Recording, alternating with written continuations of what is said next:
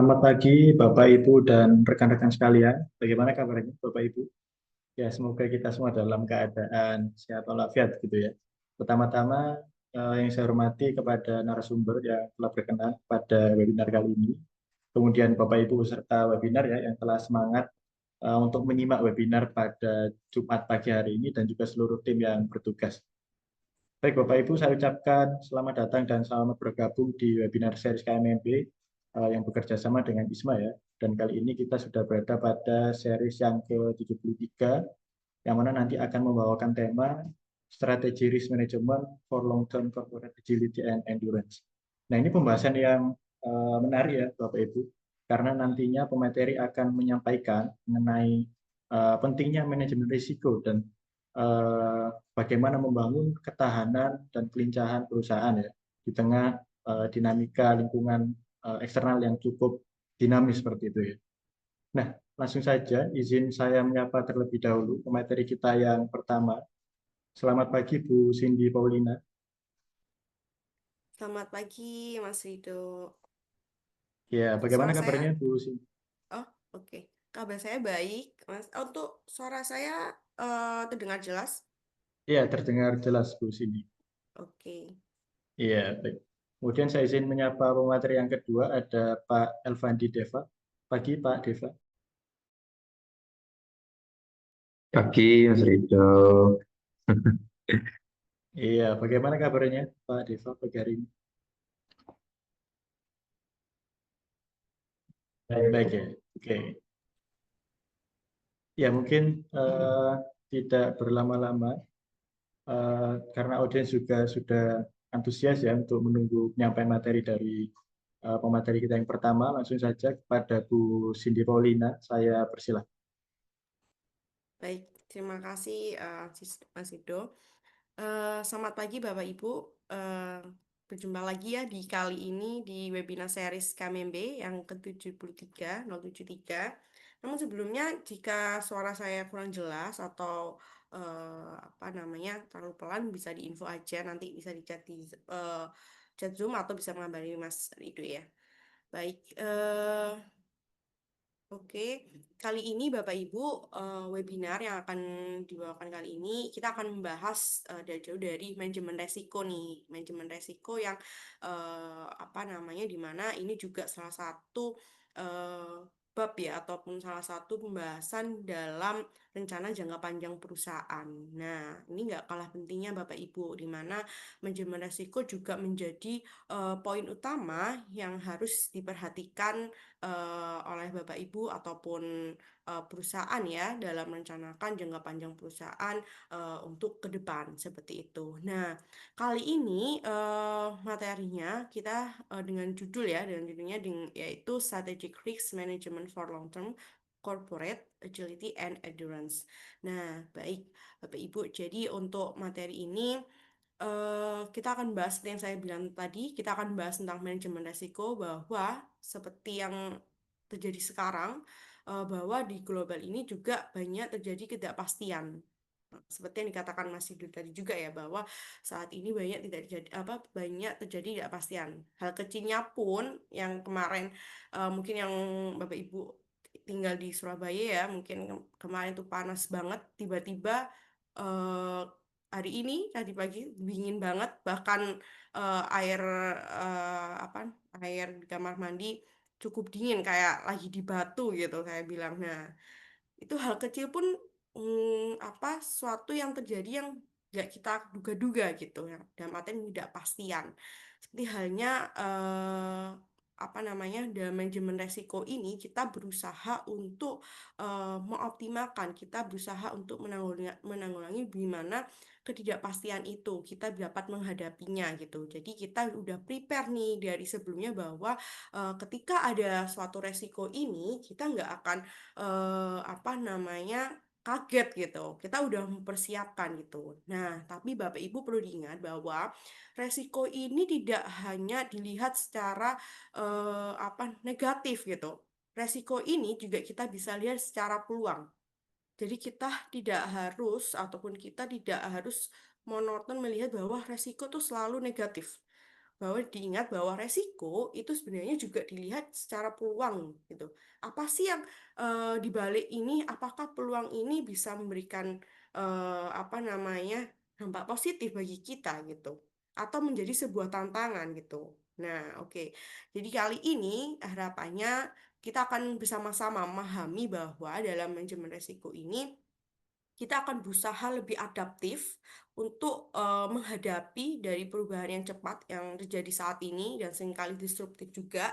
Sehingga kita siap, kita sesuai dengan kita bisa mengintegrasikan, kita bisa mengendalikan baik dari sisi strategi kita ataupun dari apa namanya praktiknya seperti apa gitu. Sehingga kita akan inline gimana dari strategi visi misi kita, strategi perusahaan secara menyeluruh itu kita bisa mengontrol, kita bisa melihat gimana kita bisa menanggapi ataupun kita mengolah resiko tersebut seperti itu.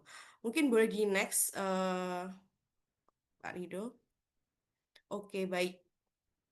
Nah, sebelum bahas lebih lanjut ya, jadi di sini kita pasti akan ketahui terlebih dahulu bahwa dalam sebuah resiko kita perlu mengidentifikasi resiko potensial. Dalam artian, ini bisa dicatat nggak ya? Oke, dalam artian di sini, mohon maaf, ini nggak bisa dicoret ya, Pak Rido ya? Oh bisa? Oh nggak bisa, oke nggak apa. Baik, jadi baik, jadi pasti yang pertama Bapak Ibu kita harus tahu nih, kita identifikasi resiko potensial kita terlebih dahulu. Apa yang menjadi potensi kejadian yang terjadi yang dapat mempengaruhi dari tujuan perusahaan gitu.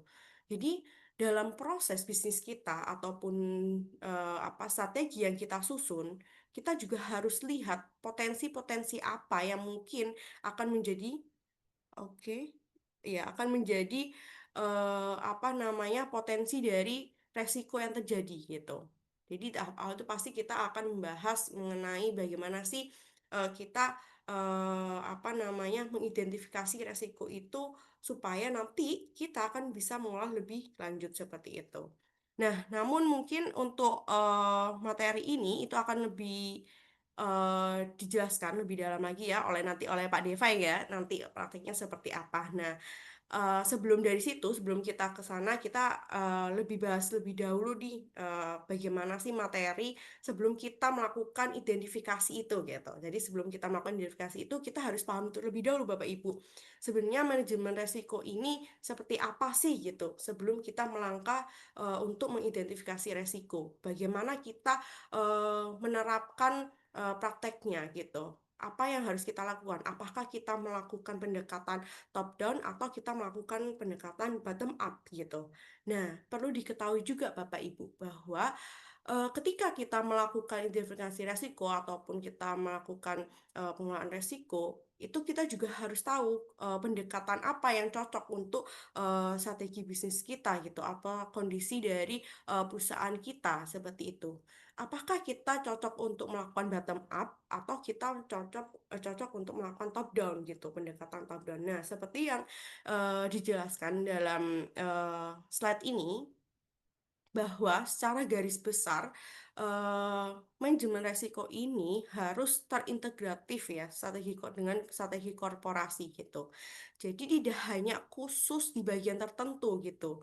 Tidak hanya khusus di hanya bagian tertentu yang bisa mungkin divisi manajemen resiko yang selalu apa namanya mengontrol ya pasti tanggung jawabnya tapi dalam mengevaluasi dalam melakukan manajemen resiko itu perlu kolaboratif, perlu adanya partisipasi dari beberapa unit bisnis lainnya supaya akan lebih komprehensif, akan lebih tahu seperti apa yang paling apa namanya, yang paling menjadi top risk kita seperti itu. Nah, maka dari itu sehingga banyaklah dilakukan beberapa pendekatan-pendekatan untuk melakukan ataupun untuk mengelola resiko ini Bapak Ibu. Jadi ada pendekatan, ada middle pendekatan, ada pendekatan top down ataupun pendekatan bottom up. Nah, kalau kita lihat dari slide ini Bapak Ibu dari sisi kiri ini kita lihat ada segitiga piramid nih.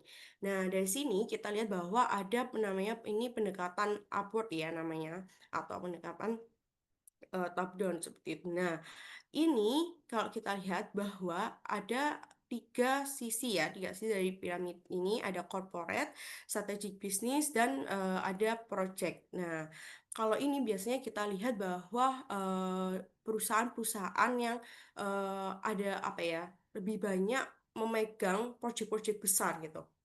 Nah, dari sini sehingga diperlukan adanya koordinasi dari project ke strategic bisnis dan ke corporate. Seperti itu, Bapak Ibu.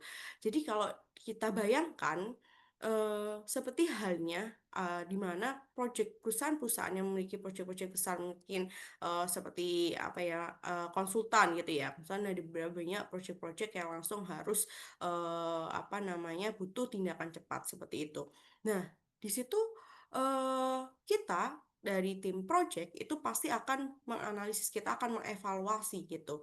Kemungkinan resiko yang terjadi seperti apa. Nah, itu akan dialurkan ke strategic bisnis. Nah, strategic bisnis itu akan berusaha menyesuaikan apakah sudah bisa kita bisa menanggulangi ataupun kita bisa menginlinekan dengan sumber daya yang kita punya seperti apa gitu. Nah, itu juga akan disalurkan ataupun kita kucutkan ke corporate. Nah, dari corporate ini kita mengidentifikasi apakah dari resiko ini mempunyai peluang ataupun mempunyai apa namanya kerugian gitu, baik dari sisi finansialnya ataupun dari sisi image perusahaan seperti apa. Nah, itu perlu kita gali. Nah, maka dari itu setiap bagian itu harus kolaboratif Bapak Ibu. Kita akan lebih paham, akan kita lebih mengetahui bagaimana resiko-resiko dari setiap bagian dari perusahaan kita seperti itu. Maka dari itu perlunya adanya risk management ini. Nah, kalau risk management yang seperti yang ada gambar ini kita adalah dengan pendekatan upward gitu dari risk management. Nah, perlu diketahui lagi Bapak Ibu kalau kita lihat bahwa manajemen resiko ini seperti yang saya bilang sebelumnya tadi ya, bahwa manajemen resiko ini tidak melulu ataupun tidak selalu mengarah ke apa namanya kerugian ataupun mengarah ke hal yang berdampak negatif gitu. Tapi pasti ada beberapa pasti ada bagian dari sisi peluangnya, dari sisi positifnya gitu. Kita harus lihat tidak hanya dari sisi negatif, kita lihat dari sisi positif. Kita harus imbang di mana sisi resiko dan sisi peluang itu terjadi gitu. Contohnya, kalau kita lihat apa di industri energi ya, yang main di industri energi, di mana perusahaan-perusahaan ditantang untuk meningkatkan nilai apa namanya energi terbarukannya gitu. Di satu sisi, kalau kita lihat ini tuh investasinya cukup tinggi gitu, cukup mahal untuk kita mengarah ke sana gitu. Dan di satu sisi lain juga kita melihat bahwa adanya perubahan bisnis dari yang sebelumnya mungkin ke batu bara, kita beralih ke energi terbarukan gitu. Itu ada beberapa yang mungkin kita melihat bahwa itu akan menjadi sebuah resiko bagi perusahaan, akan mempengaruhi profitnya ataupun mempengaruhi sistem proses bisnisnya gitu. Tapi kalau kita lihat dari sisi peluangnya kita lihat bahwa perusahaan akan mempunyai apa namanya peluang dalam mendapatkan pendapatan baru gitu, baik dari apa namanya bukan nggak hanya dari batu bara ataupun kita juga bisa mengambil dari sisi pendapatan dari energi terbarukan ini mungkin melalui biomass gitu atau bahkan ada peluang di mana perusahaan akan bisa support induknya atau support induk utamanya bahkan dapat menguasai pasar di induknya ataupun captive pasarnya, captive marketnya itu lebih besar gitu dibandingkan perusahaan-perusahaan lain karena mereka udah mampu dan udah siap untuk melakukan apa namanya perubahan tersebut gitu. Nah, dari sini kita pahami bahwa Bapak Ibu manajemen resiko ini tidak harus kita lihat dari sisi resiko terus. Kita lihat juga dari sisi peluangnya seperti apa, disesuaikan dengan dampak dan probabilitasnya seperti apa gitu Bapak Ibu. Jadi bahwa kita harus ketahui terlebih dahulu apa sih yang cocok pendekatan dari apa nama kondisi dari perusahaan kita dan yang kedua kita lakukan analisis apakah dari sisi bottom up ataupun top down seperti itu dan kita lihat apakah dari resiko-resiko yang udah kita tentukan berdasarkan taksonomi resiko yang kita tentukan itu apakah ada peluang gitu. Apakah ada resiko yang harus kita mitigasi ataupun harus kita lakukan transfer dan lain sebagainya. Itu yang harus kita highlight terlebih dahulu Bapak Ibu. Jadi kita perlu ketahui dulu apa sih proses bisnis perusahaan kita supaya kita bisa menggali ataupun kita juga bisa apa namanya menganalisis resiko yang terjadi seperti itu. Dan perlu diingat juga Bapak Ibu bahwa resiko ini tidak hanya tanggung jawabnya divisi manajemen resiko gitu, tapi kita perlunya ada kolaboratif karena apa yang akan lebih tahu, yang akan lebih paham lebih lanjut itu adalah di bagian-bagian di unit bisnis yang saling apa namanya berkaitan seperti itu. Mungkin boleh di next slide, Pak Rido. Baik, dari set yang sebelumnya saya jelaskan Bapak Ibu, kita udah paham nih bahwa ada langkah apa yang harus kita ketahui terlebih dahulu. Nah, tapi untuk next selanjutnya kita harus memastikan efektivitas manajemen risiko kita gitu. Dari identifikasi yang saya jelaskan tadi, bahwa dari sisi identifikasi awal kita istilahnya kita bedah di awal terlebih dahulu, kita kuliti dulu di awal itu apa nih identifikasinya hingga sampai kita melakukan tahapan-tahapan mitigasinya gitu. Baik dari sisi kita analisis dari Enggak, lagi dampak resikonya. KMBMB. Oh, oke. Bocor ya, Pak Ido. Oh, oke. Ya, boleh dilanjut, Bu. Iya, baik. Seperti yang saya jelaskan tadi, baik dari sisi hingga mitigasi ya, dari sisi identifikasi sampai mitigasi, kita perlu lihat seperti apa gitu. Nah, mitigasi ini pun kita juga nanti akan lihat apa sih dampak resikonya seperti apa gitu, apa yang menyebabkan peristiwa ini terjadi gitu. Nah, terus seperti apa namanya kita harus melakukan mitigasi itu seperti apa gitu. Itu harus kita lakukan banyak tahapan-tahapan yang perlu kita adjust juga gitu. Tapi perlu diketahui bahwa tahap identifikasi ini yang perlu menjadi sebuah sangat krusial ya untuk kita tentuin apakah kita betul dalam mengadjust ataupun betul dalam kita menilai mana resiko-resiko yang perlu kita prioritaskan, mana resiko-resiko yang perlu kita sangat perhatikan, kita utamakan dengan sesuai sumber daya yang kita punya gitu. Nah, ini tahap-tahapan ini Bapak Ibu itu terlihat dari seperti yang dijelaskan di samping itu ada dari Thomson ya, Thomson and Perry tahun 1992. eh Beliau mengidentifikasi ada 5 tahap nih. Nah, 5 tahapan ini kita lihat bahwa yang pertama adalah kita harus identifikasi resiko potensialnya seperti yang saya jelaskan tadi, bahwa tahapan ini sangat krusial menurut saya, di mana karena kita akan menentukan apakah betul resiko ini yang paling berdampak ataupun yang paling bukan yang paling yang akan benar-benar perlu kita tanggulangin seperti apa gitu. Nah, dalam identifikasi resiko potensial ini pun itu akan terbagi Bapak Ibu. Kita terbagi beberapa taksonomi yang sesuai kalau apa BUMN ya, itu ada Permen BUMN SK 6 tahun 2023 itu juga mungkin nanti bisa menjadi bahan bacaan Bapak Ibu juga bahkan mungkin sebagian dari sini mungkin udah tahu juga ya untuk pemain BUMN tersebut itu juga udah digolongkan tuh bagaimana apa golongan resiko-resiko yang ada dari taksonomi resiko yang ada seperti apa. Nah, itu perlu kita identifikasi gitu.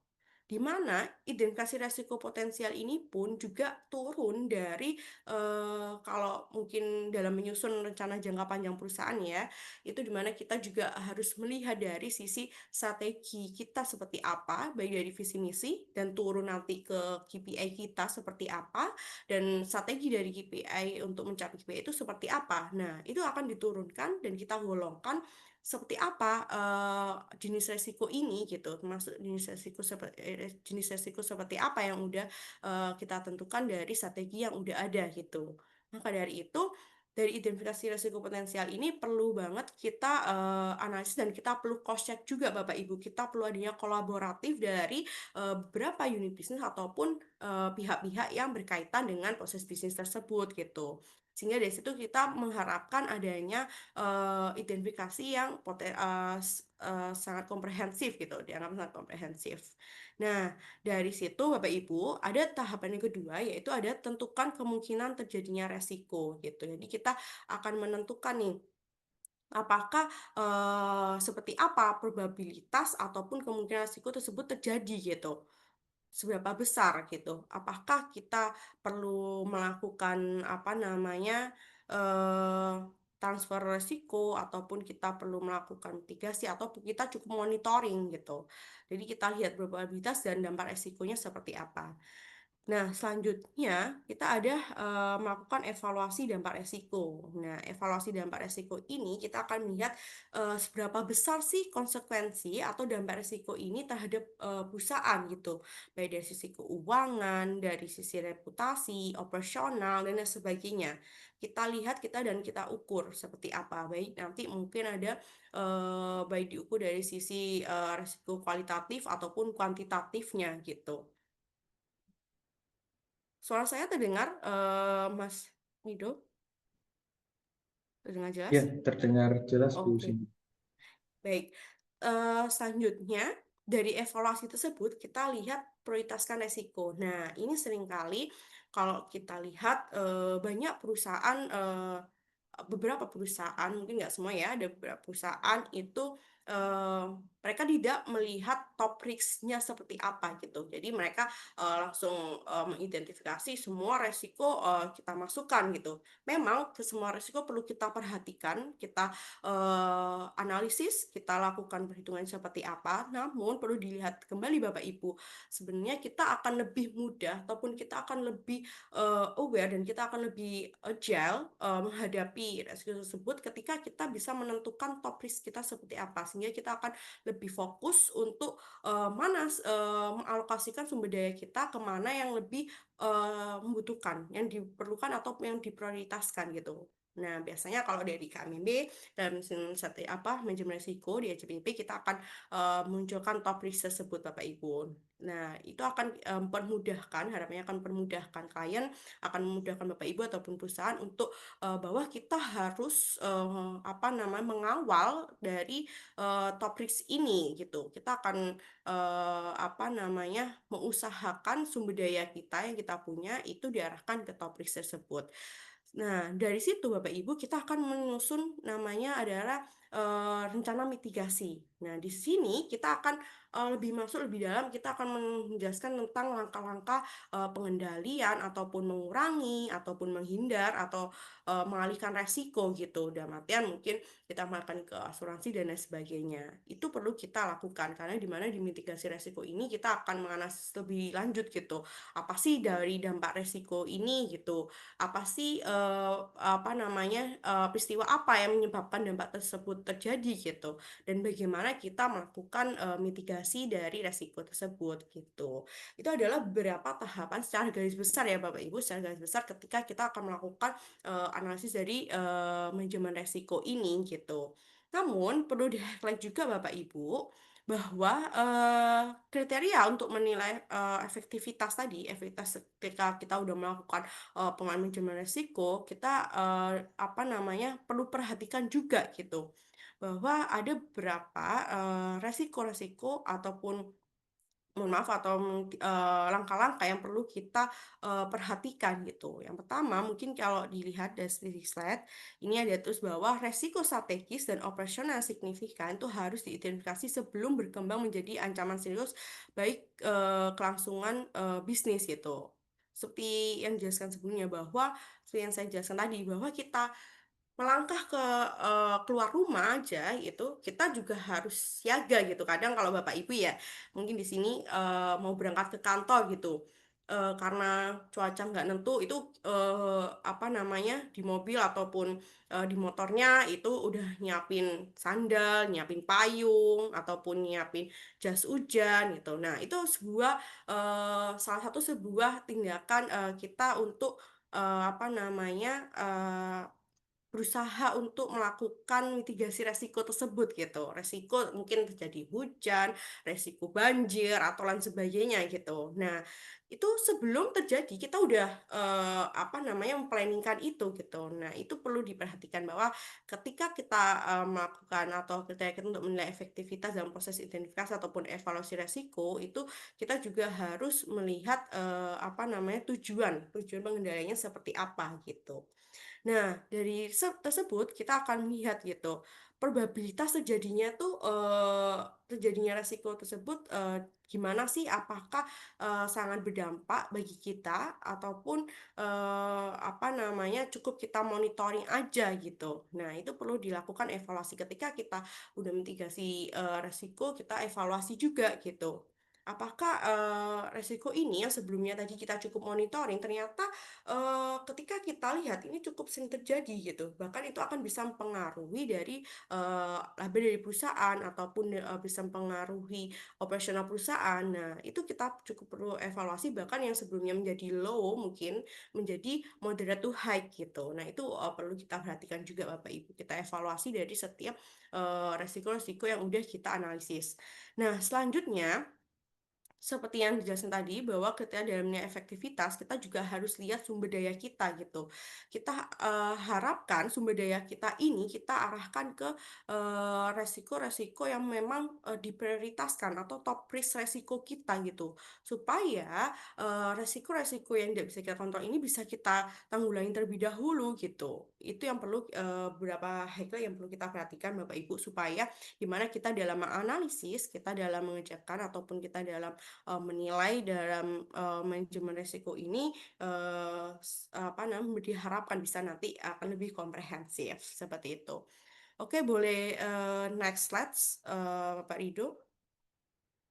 Nah, setelah tadi dijelaskan, ini akan memasuki di mana kita akan menetapkan batas resiko, Bapak Ibu. Setelah kita dari memahami kita harus melakukan pendekatan seperti apa, terus kita langkahnya seperti apa. Nah, saat ini tahap awal juga kita akan melihat batasan resiko. Kita kenali dulu nih dari resiko-resiko apa sih yang menjadi berapa ambang batas resiko yang perlu kita ketahui, yang perlu kita pahami juga gitu sebelum kita menentukan ataupun kita menganalisis dari resiko yang ada gitu.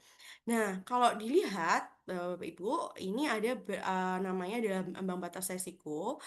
Ini diilustrasikan seperti ini ada lingkaran-lingkaran ya, dari lingkaran terkecil sampai lingkaran terluar, di mana ada lingkaran terluar ini namanya risk capacity atau kapasitas resiko. Nah, kapasitas resiko ini gambarnya adalah Bapak Ibu adalah kapasitas maksimum gitu. Jadi kapasitas yang mampu ditanggung sama perusahaan atau ditanggung kita gitu.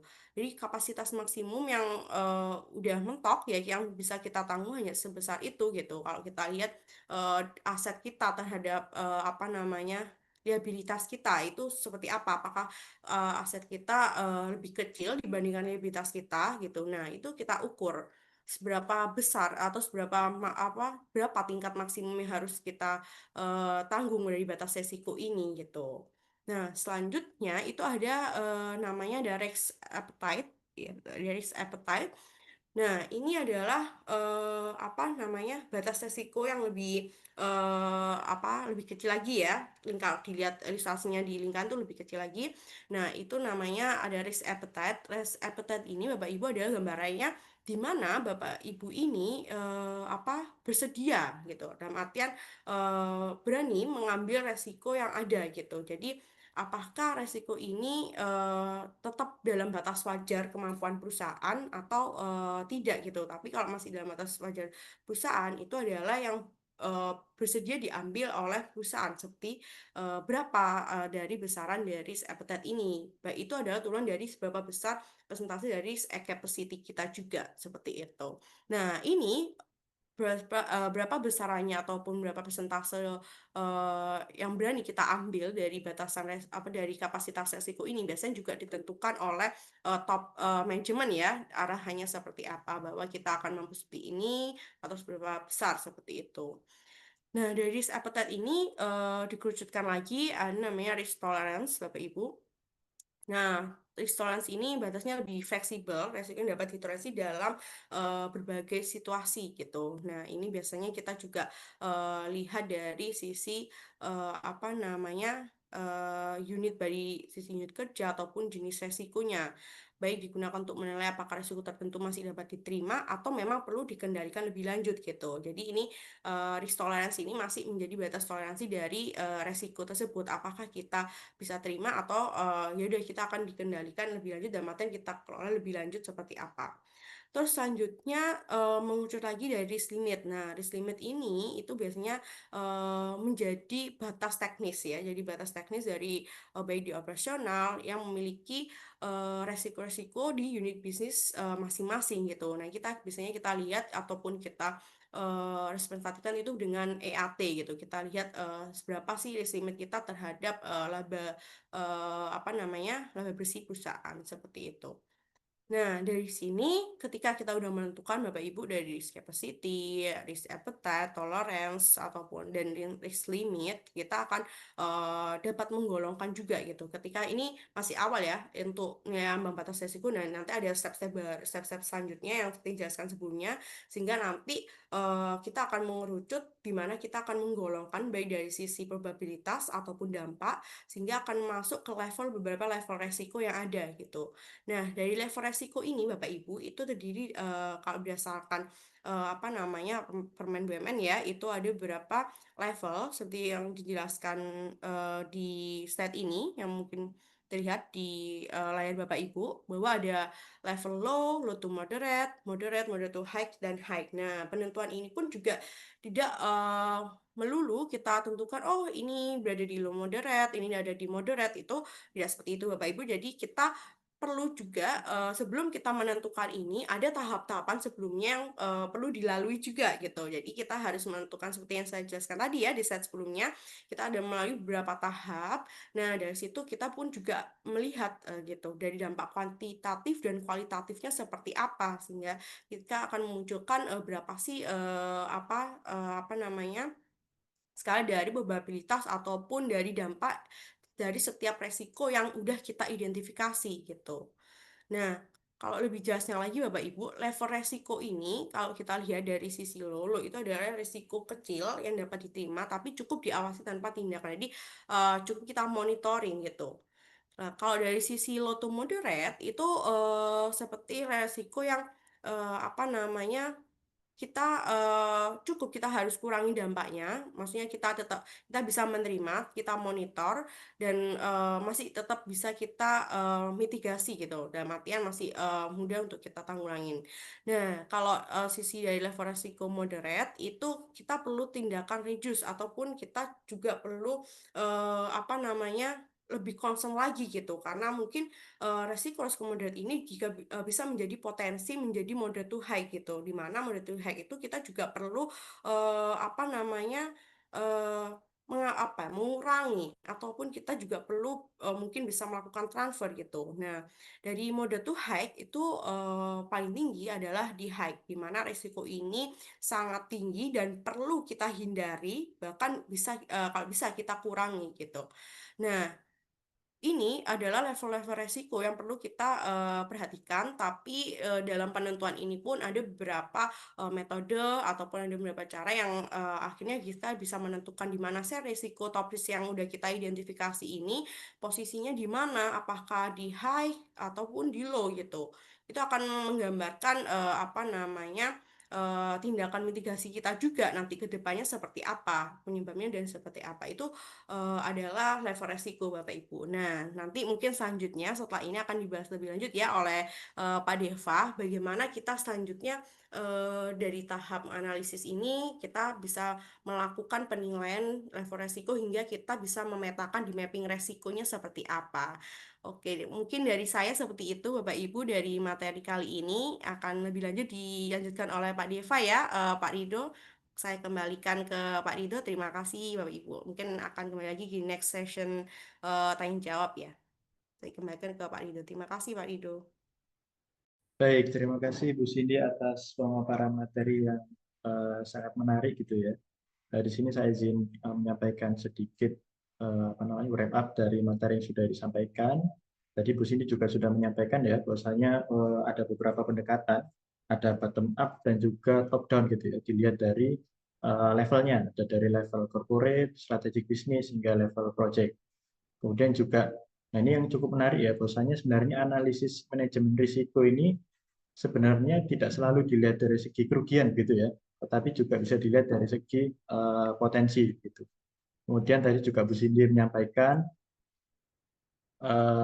tahapan-tahapan dalam melakukan identifikasi risiko gitu ya, mulai dari melakukan identifikasi potensi, kemudian menentukan apa namanya kemungkinan timbulnya risiko, kemudian dilakukan evaluasi, kemudian dilakukan penentuan top risk gitu ya berdasarkan prioritas, dan juga yang tidak kalah penting tadi juga menyusun rencana mitigasi yang sesuai dengan Permen BUMN gitu.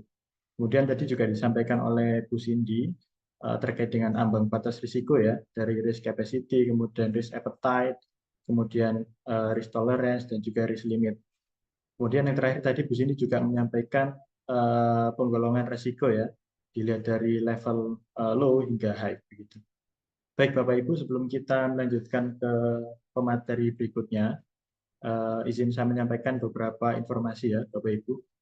Khususnya jika Bapak Ibu ingin mengetahui layanan yang ada di KMMB ya, Bapak Ibu bisa membuka website KMMB dan juga bisa follow sosial media KMMB, ada di YouTube, Instagram, dan juga TikTok, KMMB_consulting gitu. Kemudian saya ingatkan kepada Bapak Ibu peserta webinar, jangan lupa untuk mengisi link absensi yang sudah dikirim oleh tim ya di chat Zoom meeting, karena nantinya sertifikat akan dibagikan melalui grup WhatsApp gitu. Kemudian bagi Bapak Ibu yang memiliki pertanyaan ya, nah ini bisa dipersiapkan pertanyaannya karena nanti di akhir sesi akan ada tanya jawab begitu.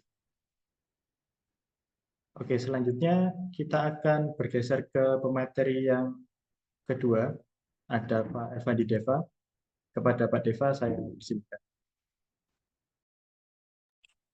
Baik, terima kasih Pak Rido atas sambutannya begitu ya, dan terima kasih Bu Cindy sudah menyampaikan terkait awalan gitu ya atau pendahuluan mengenai manajemen risiko yang ada di perusahaan. Dan seringkali juga Bapak Ibu kita di KMMB gitu ya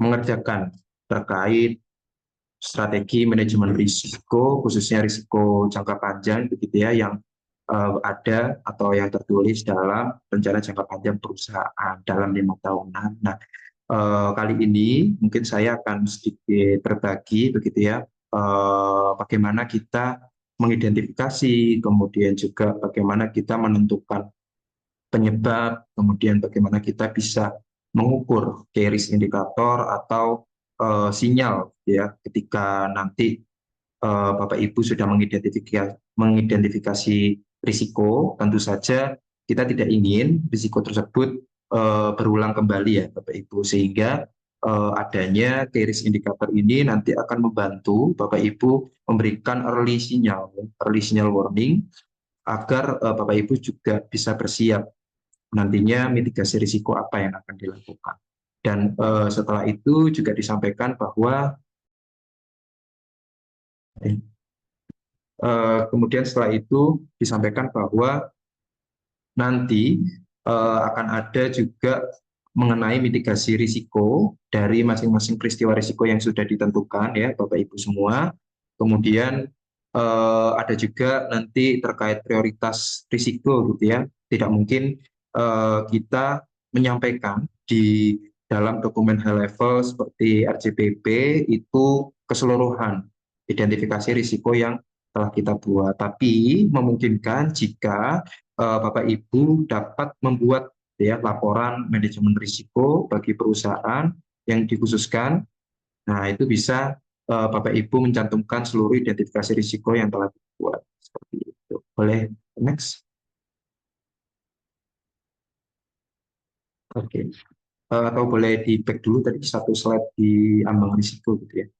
Nah, seperti apa yang sudah disampaikan Bu Cindy ya, Bapak Ibu semua, di mana untuk kita bisa mengidentifikasi atau menganalisis risiko gitu ya, kita juga perlu mengetahui atau menghitung terkait ambang batas risiko yang dapat ditampung atau yang dapat dikelola oleh perusahaan. Khususnya mungkin ketika dalam menentukan strategi jangka panjang gitu ya, kita juga perlu mengetahui berapa maksimum risiko yang dapat ditanggung oleh perusahaan. Nah, di slide ini, Bapak Ibu semua, kita bisa lihat bahwa ambang batas risiko ini eh, dapat diketahui ada beberapa komponen, gitu ya, ada terkait risk capacity, kemudian juga ada risk appetite, risk tolerance, dan risk limit. Nah, untuk risk capacity sendiri, Bapak Ibu semua, ini adalah seperti yang tadi disampaikan oleh Bu Cindy, gitu ya, maksimum nilai risiko yang dapat ditanggung oleh perusahaan. Biasanya, Bapak Ibu semua, mungkin kalau di perusahaan BUMN gitu ya, kita bisa mengacu pada petunjuk teknis SK6 gitu ya dari manajemen risiko. Itu untuk perhitungan risk capacity bisa menggunakan net working capital atau mungkin metode-metode yang sudah disebutkan dalam petunjuk teknis tersebut. Namun biasanya umumnya di perusahaan-perusahaan yang kita tangani, Bapak Ibu semua, itu menghitung risk capacity menggunakan net working capital atau aset lancar kurangi liabilitas lancar. Nah, dari risk capacity tersebut, dari perhitungan tersebut kita bisa tahu risk capacity yang atau kapasitas risiko yang dapat ditanggung oleh perusahaan itu berapa dalam 1 tahun berjalan, dan nanti akan di lifting gitu ya ke 5 tahun ke depannya seperti apa. Kemudian untuk risk appetite atau selera risiko ini bergantung pada kebijakan masing-masing perusahaan, Bapak Ibu. Jika kita merujuk pada petunjuk teknisnya, itu memang kembalikan lagi ke perusahaan bagaimana selera perusahaan dalam menangani manajemen risiko, gitu ya. Apakah bersifat konservatif, apakah bersifat agresif, gitu ya, atau bersifat moderate, nah, atau bahkan bersifat tidak toleran. Nah, itu nanti akan mempengaruhi perhitungan yang ada di risk appetite atau selera risikonya. Sebagai contoh, misalkan perusahaan Bapak Ibu ingin melakukan ekspansi gitu ya dalam 5 tahun ke depan. Artinya perusahaan Bapak Ibu akan kurang lebih itu bersifat agresif gitu ya untuk bisa meraih strategi-strategi yang sudah dijalankan gitu ya, atau yang sudah dirumuskan dalam 5 tahun ke depan. Nah, itu bisa jadi bisa dijadikan dasar gitu ya, atau bisa dijadikan asumsi untuk perhitungan selera risiko. Kita bicara mungkin selera risiko ini bisa di angka 10% atau sampai 15% daripada risk capacity-nya. Sehingga akan timbul nilai selera risiko di situ. Kemudian masuk ke risk tolerance gitu ya, atau toleransi risiko yang dapat diterima oleh perusahaan gitu ya. Kemudian apa bedanya dengan risk capacity gitu ya Bapak Ibu. Nah, untuk risk capacity sendiri itu maksimum nilai risiko gitu ya, atau artinya maksimalnya di perusahaan itu bisa menanggung nilai risiko, nilai dampak risiko itu segitu gitu ya. Anggap aja mungkin kalau misalkan kita sudah mengetahui risk capacity-nya di 50 M gitu ya dalam 1 tahun. Nah, kemudian untuk risk appetite-nya, misalkan tadi kita bicara perusahaan kita akan bergerak secara ekspansif gitu ya, atau agresif, kita bisa tetapkan dasar 10 hingga 15% untuk selera risiko yang akan kita ambil. Berarti mungkin bisa di angka 5M gitu ya. Kemudian untuk risk tolerance ini, nah untuk risk tolerance ini juga bergantung tadi ya Bapak Ibu, misalkan kita bicara terkait sifat yang diambil perusahaan dalam 5 tahun ke depan itu agresif, kemungkinan risk tolerance yang akan kita ambil gitu ya itu bisa lebih besar. Artinya karena keagresifan atau strategi ekspansif yang akan kita lakukan, maka kita jangan melimit risiko yang akan terjadi nantinya di strategi yang kita sudah rumuskan itu kecil karena nanti akan membatasi ruang gerak daripada perusahaan itu sendiri, kurang lebih seperti itu. Nah, kemudian untuk risk limit ini, Bapak Ibu, ini akan menjadi acuan gitu ya bagi unit pemilik risiko. Misalkan dari risk capacity-nya tadi 50 M, mungkin nanti di risk limit-nya itu seperti yang disampaikan Mbak Cindy gitu ya, itu juga bergantung pada masing-masing kebijakan perusahaan terkait perhitungannya seperti apa dan lain sebagainya. Nah, untuk unit pemilik risiko ini nanti misalkan setiap unit ada unit operasional, unit SDM, unit komersil gitu ya, itu bisa memiliki nilai batasannya masing-masing, kurang lebih seperti itu. Boleh lanjut di slide selanjutnya. Nah, sekarang Bapak Ibu semua kita masuk ke bagaimana mengidentifikasi, ya, bagaimana kita mengidentifikasi eh, sebuah risiko atau potensi risiko yang terjadi dari strategi yang sudah kita terapkan, gitu ya, Bapak Ibu. Nah,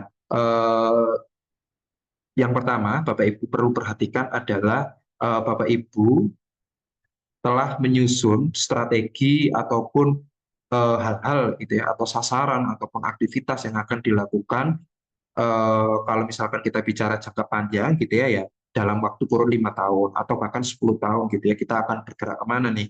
So, kemudian jika kita ingin lebih spesifik atau kita bisa lebih detail gitu ya, kita bisa bicara secara tahunan atau bahkan mungkin bulanan gitu ya. Nah, kita harus mengetahui atau mengidentifikasi terlebih dahulu strategi apa nih yang akan kita butuhkan. Nah, selain itu, Bapak Ibu semua, dalam mengidentifikasi risiko potensial, tidak hanya kita bisa berdasarkan terhadap strategi, gitu ya. Nah, jika di petunjuk teknis dari Kementerian BUMN, itu setidaknya ada 3 ya, Bapak Ibu. Selain dari risiko baru, gitu ya, atau risiko yang diturunkan dari strategi yang telah kita rumuskan sebelumnya, itu juga ada terkait risiko existing. Artinya jika Bapak Ibu telah melakukan analisis manajemen risiko gitu ya sebelum-sebelumnya secara historis gitu ya, apa sih risiko-risiko yang sering muncul di setiap tahunnya atau bahkan secara frekuensinya itu tinggi. Nah, itu bisa dijadikan dasar juga untuk menentukan identifikasi atau risiko potensi yang akan terjadi dalam waktu jangka panjang ataupun mungkin dalam waktu tahunan. Dan risiko existing ini mestinya akan melekat gitu ya pada kegiatan usaha perusahaan. Misalkan sebagai contoh, kalau kita bicara industri manufaktur gitu ya, Bapak Ibu semua, apa sih risiko yang melekat gitu ya pada kegiatan perusahaan? Mungkin kita bisa bilang terkait downtime mesin gitu ya, atau misalkan kita bisa bilang adanya kecelakaan kerja. Nah, hal-hal yang seperti itu yang nantinya akan kita identifikasi ya Bapak Ibu, kita akan elaborasi dalam strategi khususnya mungkin dalam rencana jangka panjang perusahaan. Nah, selain itu Bapak Ibu semua, ada juga risiko emerging gitu ya, risiko yang ditemukan karena adanya gejala atau ancaman perubahan lingkungan bisnis.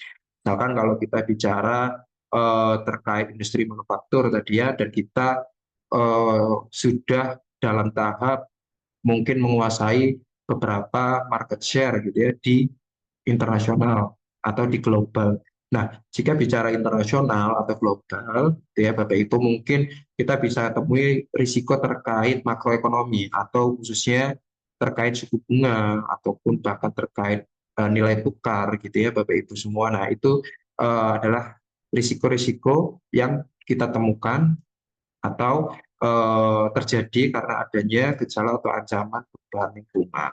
Nah, itu kita juga perlu identifikasi Bapak Ibu. Namun, Bapak Ibu semua, jika Bapak Ibu sudah merumuskan ketiga risiko-risiko ini dalam suatu strategi jangka panjang perusahaan, kita bisa mengacu atau berpedoman pada strategi tersebut untuk kita ketahui risiko potensinya seperti apa, gitu ya, Bapak Ibu. Nah, kemudian setelah kita mengidentifikasi gitu ya risiko-risiko yang akan mungkin terjadi itu nantinya seperti apa dalam kurun waktu mungkin bulanan, tahunan atau bahkan 5 tahunan atau bahkan bisa sampai 10 tahunan gitu ya, berdasarkan asumsi-asumsi atau kebijakan-kebijakan perusahaan yang ada. Setelah itu, Bapak Ibu semua, kita bisa tentukan nih, kalau kita bicara terkait risiko, gitu ya, Bapak Ibu, kita juga perlu tahu ini risiko kategorinya risiko apa, gitu ya. Jangan sampai kita tidak atau kita belum mengklasifikasikan atau mengkategorikan peristiwa-peristiwa risiko yang akan terjadi. Kenapa dikategorikan, Bapak Ibu semua? Nah, ini bisa jadi berangkat gitu ya. Kita berangkat dari eh, unit pemilik risiko. Kita bicara tadi misalkan komersil, kemudian operasional, gitu ya, kemudian juga dari sisi SDM mungkin ya, atau dari sisi hukum. Nah, setiap unit pemilik risiko tentunya akan memiliki identifikasi atau analisis risikonya masing-masing yang nantinya itu akan dikonsolidasi di risiko korporat ya Bapak Ibu semua. Nah, untuk risiko korporat ini memang yang sifatnya jangka panjang atau yang mungkin dari strategi jangka panjang yang telah diturunkan ke masing-masing unit pemilik risiko, mereka akan mengidentifikasi risiko yang akan terjadi, potensinya seperti apa. Nah, dalam kalau kita bicara terkait kategorisasi gitu ya, Bapak Ibu semua, jika kita merujuk gitu ya pada petunjuk teknis, memang di petunjuk teknis tersebut ada yang bilang atau istilahnya itu taksonomi risiko ya Bapak Ibu. Nah, untuk taksonomi risiko ini sebenarnya dari Kementerian BUMN, jika perusahaan Bapak Ibu di bawah naungan BUMN gitu ya, itu telah didefinisikan dalam petunjuk teknis tersebut. Namun jika tidak atau perusahaan Bapak Ibu bergerak di bidang swasta gitu ya atau private company, nah itu Bapak Ibu bisa mendefinisikan kategorisasi atau taksonomi risikonya akan seperti apa. Nah, kalau kita misalkan mungkin sebagai contoh gitu ya Bapak Ibu, dari klien-klien yang kita tangani memang mayoritas berada di naungan bawah BUMN, sehingga terkait kategorisasi risiko atau taksonomi risiko itu kita telah mengacu pada pedoman risiko perusahaan. Namun ini tidak menutup kemungkinan jika perusahaan memiliki kebijakan tersendiri ya Bapak Ibu untuk melakukan kategorisasi ataupun taksonomi. Mungkin memang jika kita lihat ada beberapa yang sifatnya masih belum spesifik ke masing-masing ataupun jenis industri dan bisnis dari perusahaan yang ada di petunjuk teknisnya, kategorisasinya. Sebagai contoh, misalkan Bapak Ibu semua, jika di taksonomi risiko di Kementerian BUMN itu kan ada terkait risiko formulasi strategis, kemudian juga ada risiko operasional, kemudian ada risiko proyek, dan lain sebagainya. Nah, itu nanti yang jadi eh, panduan gitu ya bagi Bapak Ibu semua untuk melakukan kategorisasi. Nah, biasanya setelah dari kategorisasi tersebut yang ada di Kementerian BUMN, masing-masing perusahaan atau perusahaan itu dapat membuat kebijakan untuk lebih komprehensif atau lebih spesifik atau lebih detail gitu ya. Tadi kalau kita bicara terkait kategori risiko operasional gitu ya Bapak Ibu, perusahaan dapat lebih spesifik, misalkan risiko operasionalnya itu apa? Apakah dari sisi infrastruktur, apakah dari sisi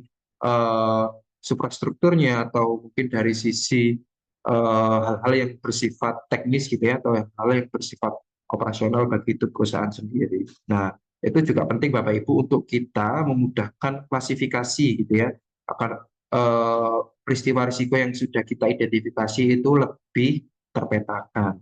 Nah, kemudian Bapak Ibu semua, jika kita sudah mengidentifikasi, kemudian kita sudah klasifikasi ya Bapak Ibu semua, kita tentu akan lanjut gitu ya ke analisis key risk indikatornya. Sebagai contoh ya Bapak Ibu semua, misalkan kita bicara terkait tadi ya, kalau misalkan di industri manufaktur adanya risiko yang melekat itu kita bicara mengenai downtime atau downtime mesin gitu ya.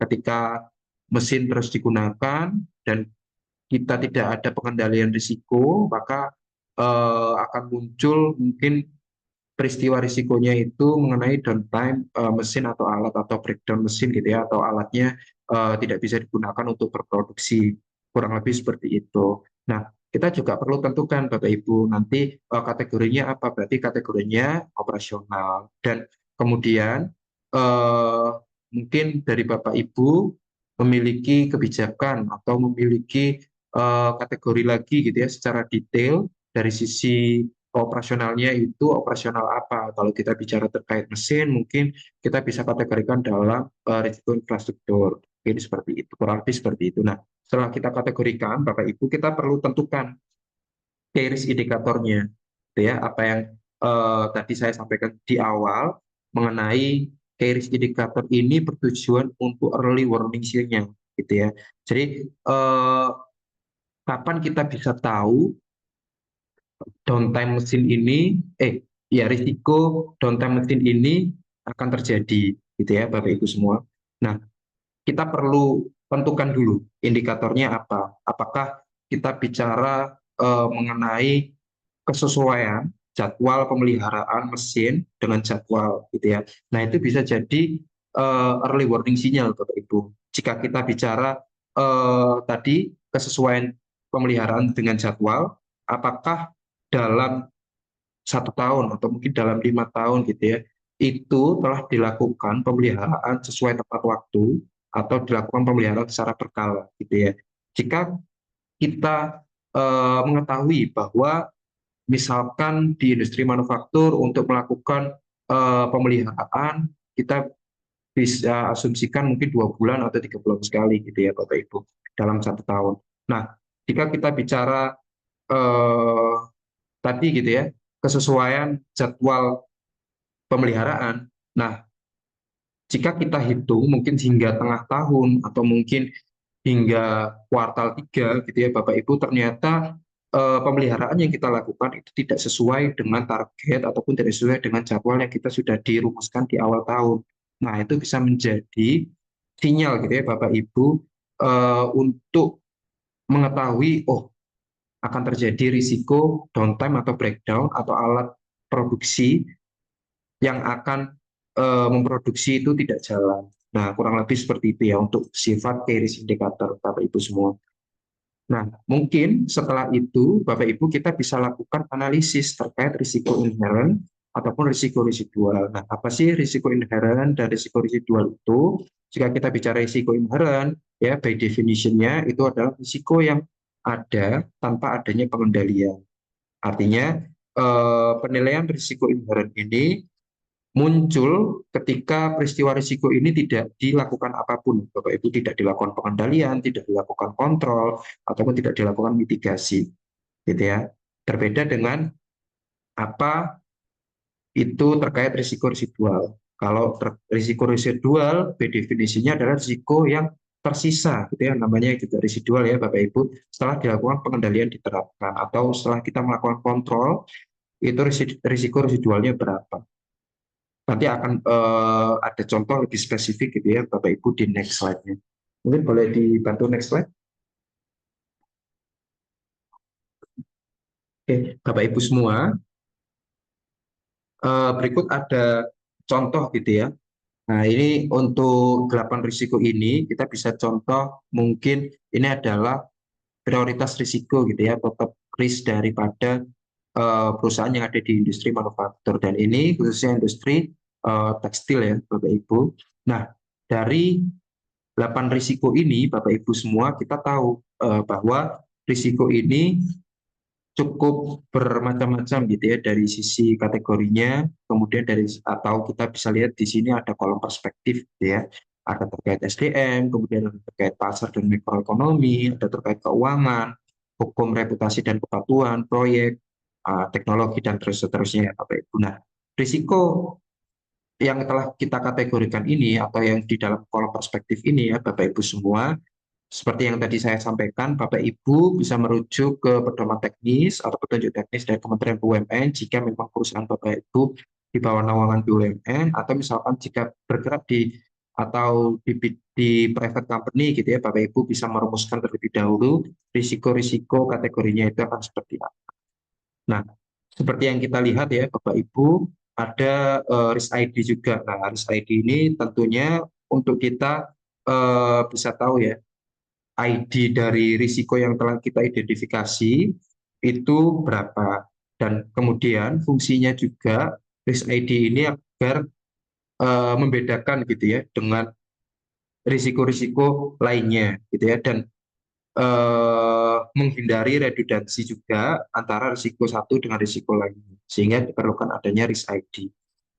Kemudian Bapak Ibu semua, sebagai contoh gitu ya, misalkan kita lihat di R001 gitu ya Bapak Ibu, strategi perusahaan ada dalam industri manufaktur tekstil ini, mereka berusaha untuk menekankan kepatuhan terhadap regulasi ketenagakerjaan dan komitmen pada peningkatan kompetensi tenaga kerja. Ini risiko yang akan dilakukan perusahaan. Misalkan kita anggap ini risiko dalam 5 tahun ke depan. Strategi yang dilakukan perusahaan untuk dalam 5 tahun ke depan. Nah, kemudian kita akan lakukan analisis risiko potensialnya ya, Bapak Ibu. Nah, untuk menganalisis risiko potensial ini, Bapak Ibu, kita tidak terbatas pada timbul satu atau dua risiko ya, Bapak Ibu. Mungkin jika kita bicara strategi gitu ya, itu bisa muncul bahkan 3 sampai 4 atau bahkan 5 peristiwa risiko gitu ya dalam satu strategi. Jadi kita perlu lebih spesifik, kita perlu lebih komprehensif apa yang nantinya risiko-risiko tersebut terjadi atau berpotensi timbul dari strategi yang akan kita jalankan. Nah, untuk simplifikasi dalam penjelasan di sini, Bapak Ibu semua, ini hanya ditampilkan satu potensial risiko gitu ya, yang mungkin menjadi concern dari perusahaan industri tekstil gitu ya. Nah, jika kita bicara terkait risiko potensial dari strategi menekankan kepatuhan terhadap regulasi dan peningkatan kompetensi tenaga kerja, apa sih risiko potensi yang muncul gitu ya, mungkin yang di sini kita bisa lihat adanya ketidaksesuaian implementasi kebijakan pelatihan dan juga pengembangan kompetensi dengan kebutuhan operasional, ini adanya kesenjangan. Nah, hal-hal yang seperti ini Bapak Ibu yang kita perlu analisis secara komprehensif. Nah, Bapak Ibu semua, untuk mengidentifikasi risiko, ada beberapa saran gitu ya dari kami sebagai yang pernah menangani juga beberapa proyek dari klien. Sebisa mungkin untuk identifikasi risiko itu narasi atau kalimatnya jangan bersifat negasi gitu ya Bapak Ibu dari strategi yang telah disusun. Misalkan kalau kita bicara terkait strategi peningkatan atau utilitas alat sesuai target gitu ya, kemudian risikonya ketidaktercapaian utilitas alat. Nah, itu berarti sifat dari identifikasi risikonya adalah narasinya negasi. Hindari hal-hal yang seperti itu ya Bapak Ibu agar kita bisa lebih spesifik atau mungkin kita bisa lebih on target analisis risiko potensial. Karena jika kita salah mengidentifikasi atau menganalisis risiko Bapak Ibu, itu nanti akan menimbulkan kerugian juga di perusahaan. Karena risiko yang kita analisis tidak tepat. Bisa jadi nanti kita sudah menganalisis gitu ya risiko A yang akan terjadi, namun ketika kita running strateginya itu akan timbul risiko B, akan timbul risiko C dan lain sebagainya. Jadi kita perlu betul-betul untuk mengidentifikasi potensi risiko yang akan terjadi itu secara komprehensif dan secara spesifik. Kemudian boleh lanjut. Baik. Nah, ini seperti tadi ya Bapak Ibu semua, setelah kita turunkan gitu ya, atau setelah kita identifikasi analisis daripada potensi risiko yang terjadi dari strategi yang telah kita susun, Bapak Ibu semua. Nah, kita akan melakukan penilaian, Bapak Ibu. Artinya apa? Risiko yang terjadi ini apakah dia bersifat kuantitatif atau bersifat kualitatif?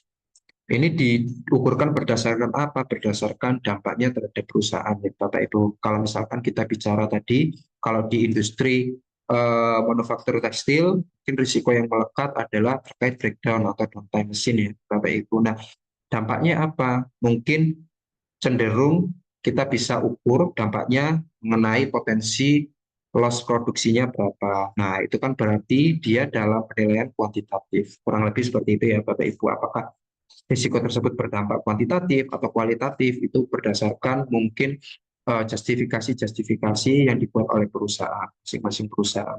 Semakin kita bisa mengukur dampak risikonya itu seperti apa, Bapak Ibu, kita bisa melakukan mitigasi yang tepat itu nantinya bagaimana. Nah, kemudian Bapak Ibu, seperti yang saya jelaskan sebelumnya, gitu ya, setelah kita lakukan identifikasi, kita lakukan penilaian risiko inherent. Kita bisa lakukan analisis risiko residual, Bapak Ibu. Nah, jika kita bicara strategi rencana jangka panjang perusahaan, ya Bapak Ibu, risiko inherent ini tentunya risiko yang terjadi di awal tahun 2000, misalkan jangka panjangnya 5 tahun ya, dari 2025 hingga 2029. Nah, risiko inherent ini merupakan risiko yang belum kita lakukan pengendalian atau kita belum melakukan kontrol gitu ya Bapak Ibu di tahun 2025, di awal tahun 2025. Nah, kemudian seiring berjalannya strategi gitu ya dalam 5 tahun ke depan, tentu kita juga sudah mengidentifikasi atau kita juga sudah menganalisis bagaimana mitigasi atau pengendalian yang tepat bagi peristiwa risiko tersebut, sehingga nantinya akan muncul risk residual di akhir tahun 2029-nya itu berapa, kurang lebih ya seperti itu ya Bapak Ibu. Kalau misalkan kita bicara tahunan, nah untuk secara tahunan mungkin di awal tahun 2025 itu kita bisa lakukan penilaian terkait risiko inherentnya, dan nanti kita akan lakukan penilaian lagi di akhir tahun setelah dilakukan kontrol, pengendalian dan mitigasi pada penilaian risiko residual. Kurang lebih seperti itu. Nah, untuk penentuan risiko inherent, kemudian juga risiko residual ini, Bapak Ibu semua, Bapak Ibu juga perlu memiliki kriteria penilaian ya, Bapak Ibu semua, nggak serta-merta, oh risiko ini sering terjadi, maka risiko ini kita kategorikan high. Atau mungkin risiko ini jarang terjadi, maka kita akan kategorisasikan risikonya moderate atau bahkan low to moderate. Nah, bisa jadi risiko yang nggak pernah terjadi ini itu memiliki dampak yang tinggi, gitu ya, yang mana itu bisa mempengaruhi penilaian pada risiko inherentnya. Nah, oleh karena itu, Bapak Ibu semua, Bapak Ibu juga perlu menentukan kriteria dampak dan juga kemungkinan yang terjadi dalam peristiwa risiko.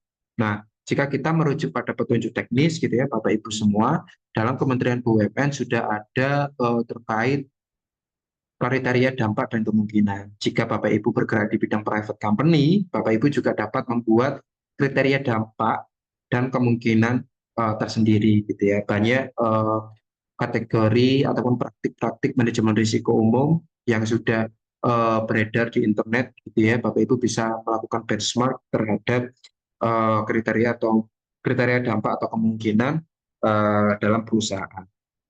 Nah, misalkan untuk kriteria dampak kita juga perlu bagi ya Bapak Ibu, karena kita sudah kategorisasikan dampaknya itu kuantitatif dan kualitatif, kita juga perlu mengidentifikasi kriterianya ini apakah dari sisi dampak kuantitatifnya ini berdampak pada berdampak pada pendapatan atau berdampak pada laba perusahaan.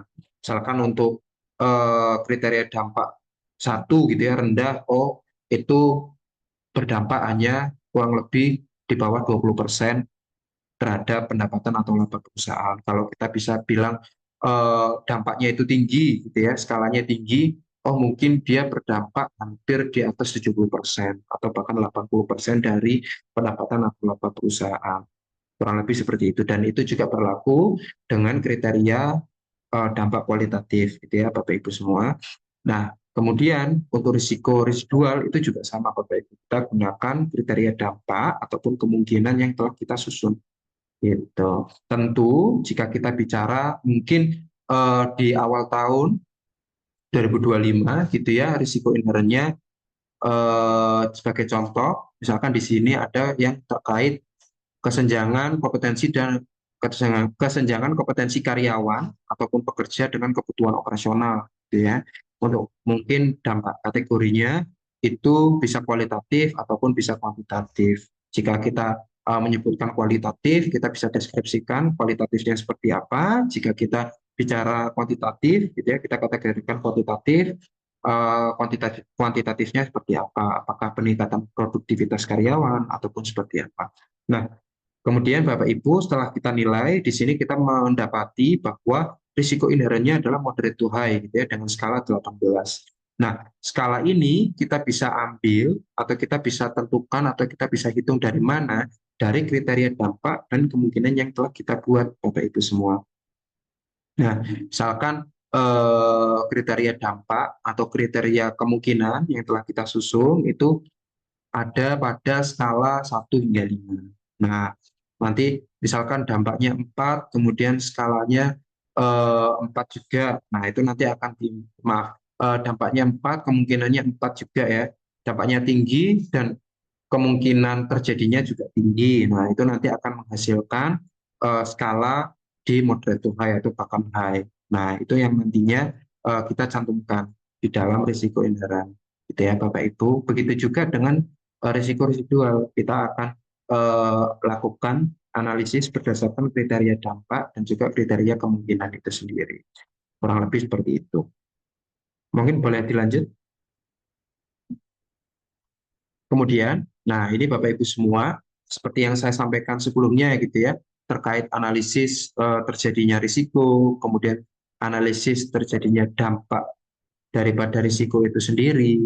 Nah, itu kita mengacu pada kriteria dampak ataupun kriteria kemungkinan yang telah disusun oleh perusahaan.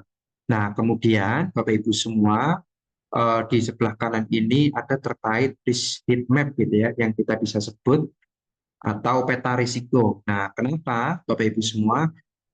Dari peta risiko ini kita bisa lebih mudah gitu ya memahami mana risiko-risiko yang berpotensi terjadi itu memiliki dampak yang sangat tinggi dan juga kemungkinan terjadinya itu tinggi atau hampir pasti terjadi atau sangat mungkin terjadi gitu ya. Seperti yang kita lihat jika di sebelah kanan gitu ya didominasi oleh kategori high gitu ya, atau skala tinggi gitu ya Bapak Ibu semua. Kemudian di sisi kiri yang berwarna oranye itu ada moderate to high, ada yang warna kuning itu moderate, kemudian hijau muda itu terkait low to moderate, dan hijau tua itu terkait low.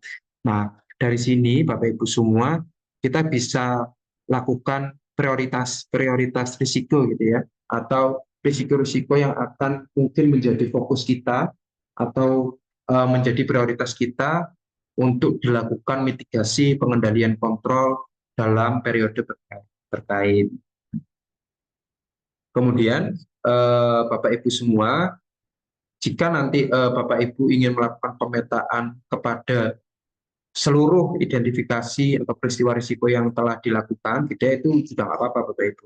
Cuman kalau kita bicara konteks terkait rencana jangka panjang, nah akan lebih baik risiko prioritas atau top risk saja yang bisa kita identifikasi atau kita analisis gitu ya. Karena kalau kita bicara risiko-risiko yang lebih teknis, risiko-risiko yang lebih spesifik itu nanti bisa dicantumkan mungkin dalam RKAP yang bersifat tahunan atau bahkan bersifat bulanan gitu ya. Kita bisa lakukan pembuatan dokumen manajemen risiko di masing-masing subdit, di masing-masing unit gitu ya. Kurang lebih seperti itu. Kemudian boleh next.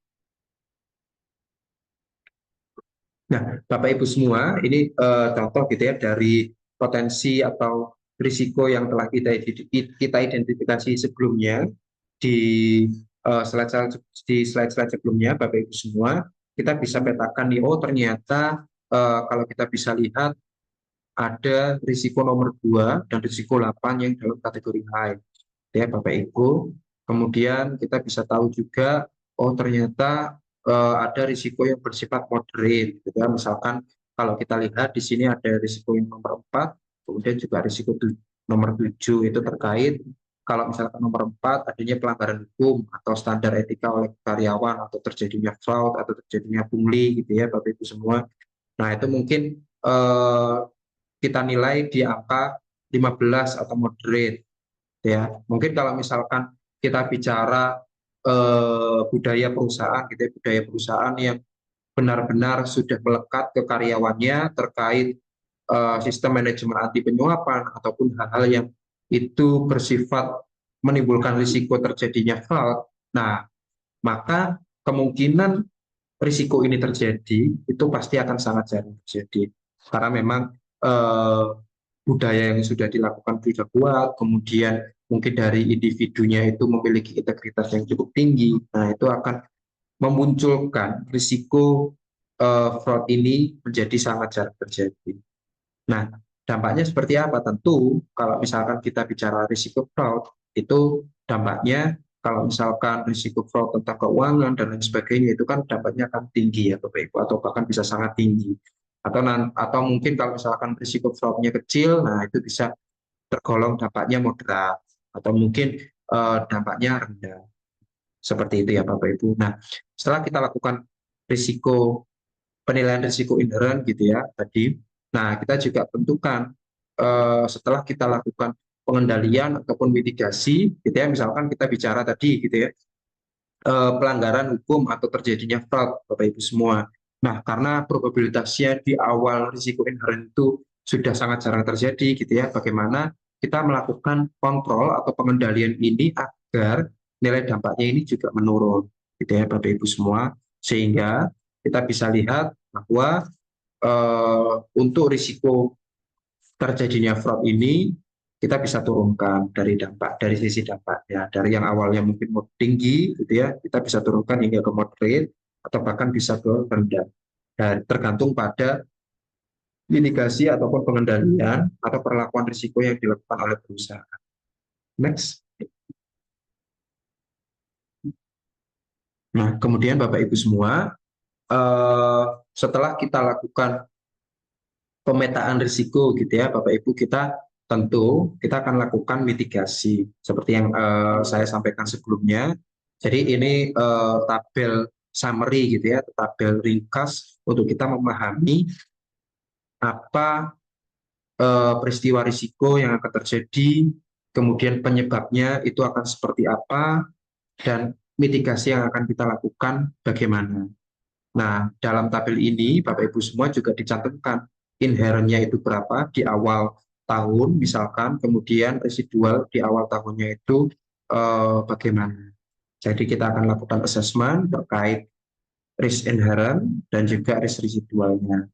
Dan itu bergantung pada pelaksanaan mitigasi risikonya ya Bapak Ibu semua. Kemudian boleh next.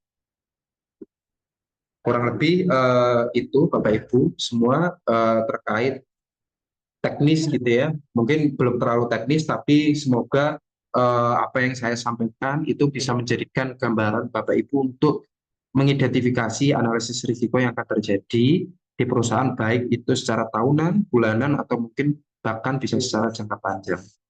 Terima kasih, mungkin saya kembalikan ke Mas Ridho. Ya, baik. Terima kasih Pak Deva atas pemaparan materi yang sangat menarik dan cukup detail begitu ya yang disampaikan oleh Pak Deva. Baik, saya izin menyampaikan beberapa resume begitu ya dari yang sudah disampaikan. Yang pertama tadi dari Pak Deva menyampaikan ada beberapa aspek yang perlu diidentifikasi. Tadi setidaknya ada 3 aspek begitu ya, dari risiko existing, risiko baru, dan juga risiko emerging. Nah, khususnya pada risiko emerging ini timbul ya dari ancaman atau perubahan lingkungan yang tidak terduga. Nah, itulah mengapa perusahaan memerlukan kemudian tadi dari Pak Deva juga menyampaikan perbedaan antara inherent dan juga residual risk. Secara garis besar tadi terkait inherent risk ini muncul ketika tidak adanya pengendalian, sehingga umumnya skor inherent risk ini akan lebih tinggi dibandingkan dengan residual risk. Kemudian juga disampaikan terkait dengan risk ID untuk mengidentifikasi potensial risk yang akan timbul dan dilakukan bagaimana penilaian terhadap risiko. Tadi juga dijelaskan Pak Deva ada 2 jenis penilaian begitu ya, dari kuantitatif dan juga kualitatif. Selanjutnya yang tidak kalah menarik, yang perlu digarisbawahi juga Bapak Ibu, bahwasanya dalam melakukan kategorisasi risiko, ini memerlukan yang namanya kriteria. Nah, biasanya di KMMB sendiri, dalam menentukan kriteria ini menggunakan skala dampak dan juga kemungkinan ya, dari risiko yang akan terjadi. Kemudian tahapan setelah diketahui inherent dan juga residual risk, maka selanjutnya adalah melakukan pemetaan risiko. Tadi juga dipaparkan oleh Pak Deva melalui risk heat map gitu ya. Secara garis besar, risk heat map ini menggambarkan before after dari inherent dan juga residual risk. Kemudian yang terakhir tadi disampaikan oleh Pak Deva terkait bagaimana mengelola risiko yang dijelaskan dengan tabel mitigasi risiko gitu. Baik Bapak Ibu, selanjutnya kita memasuki pada sesi tanya jawab. Kami persilakan bagi Bapak Ibu yang ingin bertanya bisa menyampaikan melalui chat Zoom. Dan ini sudah masuk beberapa pertanyaan ya dari Bu Widya Arini. Ingin menyampaikan langsung atau izin saya bacakan? Baik, mungkin izin saya bacakan ya pertanyaan dari Bu Widya. Pertanyaannya adalah, kalau kita lihat contoh dari di industri manufaktur, risiko seperti ketergantungan bahan baku dan gangguan proyek ekspansi sangat tinggi. Misalnya dalam kasus perusahaan tekstil yang menghadapi fluktuasi harga kapas dan tekanan ESG. Lalu bagaimana strategi manajemen risiko bisa diintegrasikan sejak tahap perencanaan bisnis bukan hanya pada saat risiko muncul saja. Nah, saya persilakan dari Bu Cindy atau Pak Deva dulu yang akan menjawab.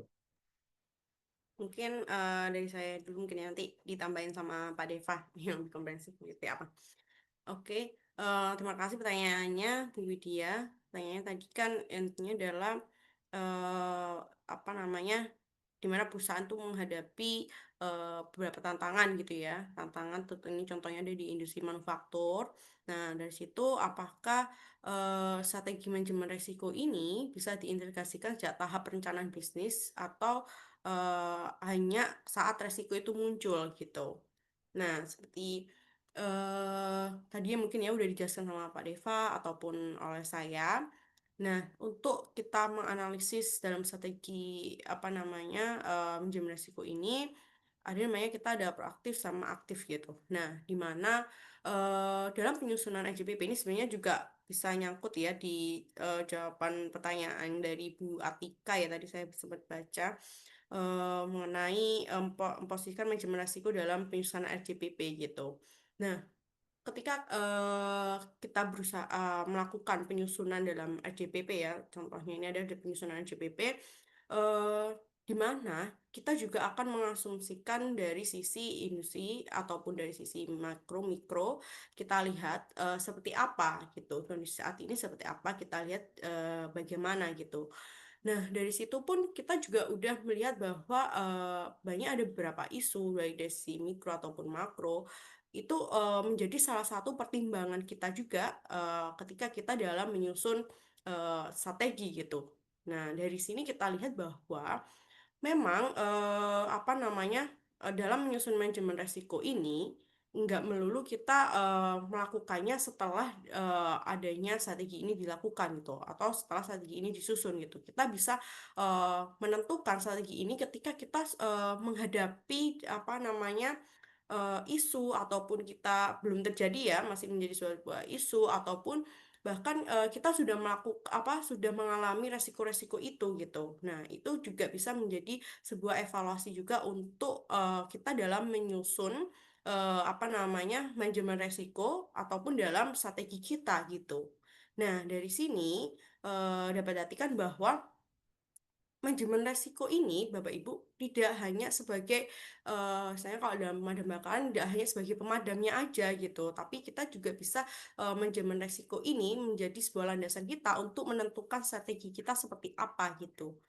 Nah, bahwa diketahui bahwa dalam menyusun RJPP ataupun kita menyusun manajemen strategi gitu, itu kita menggabungkan di mana kita juga lihat dari sisi apa namanya kondisi saat ini yang mungkin kita, bisa diprediksi untuk terjadi dan sebagainya. Itu kita juga memperhatikan itu gitu dalam menyusun strategi yang mungkin nanti akan lebih dalam lagi kita analisis dalam apa namanya mitigasinya dan seperti apa seperti itu. Nah, dari sisi RJBP pun setelah kita menyusun strategi, kita pun juga melakukan beberapa analisis gitu. Nah, dari sini kita lihat bahwa eh, manajemen resiko ini, saya ulang lagi bahwa manajemen resiko ini tidak harus dilakukan setelah strategi itu dilakukan baru melakukan manajemen resiko, tapi kita juga bisa menentukan strategi itu karena ada landasan ataupun karena ada isu di mana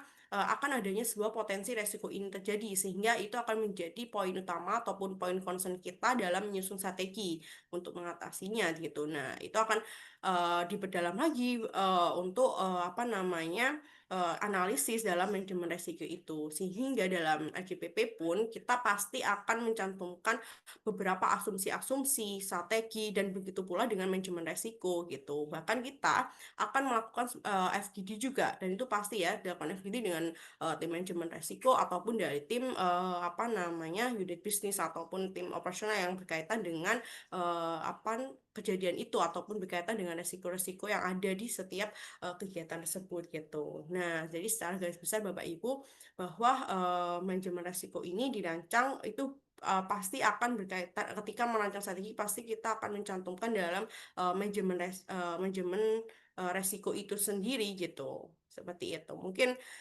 ada tambahan dari Pak Deva. Silakan Mbak Deva.